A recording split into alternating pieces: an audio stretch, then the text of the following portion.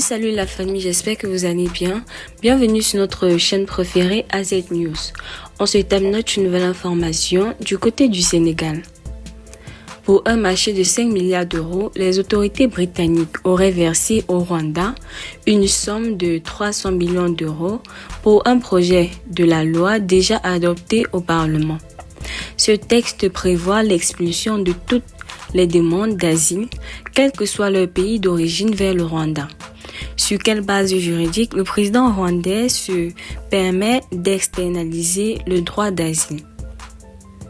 Le Rwanda remplit-il les conditions d'un accueil migrant sur son sol? Autant de questions qu'on se pose. Que cache un tel accord? C'est pour l'Organisation internationale de défense, d'orientation et d'intégration des migrants, Horizon sans frontières, dénonce la complicité d'un marchandage entre le Royaume-Uni et le Rwanda dans une dynamique humaine et filtrage de sélection et le renvoi.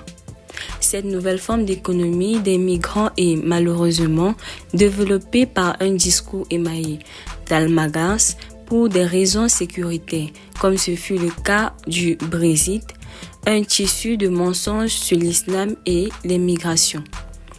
Cet accord est une violation du droit international, notamment la Convention de Genève de 1951, si l'on sait qu'au chapitre des migrations forcées, celle dont le mobile de déplacement est dû aux guerres, conflits, persécutions ou dégradation de l'environnement.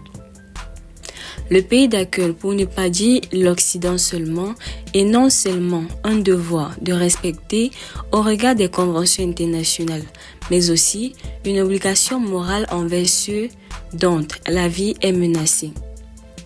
Le président Kagame n'est pas censé ignorer que tout le continent est miné par des crises qui ont occasionné plus de 40 millions de déplacés, selon le Centre d'études stratégiques de l'Afrique.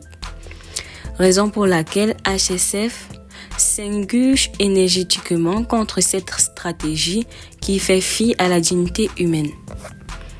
Restez toujours courtois en commentaire et respectez les règles de communauté. N'hésitez pas de liker la vidéo, de la partager.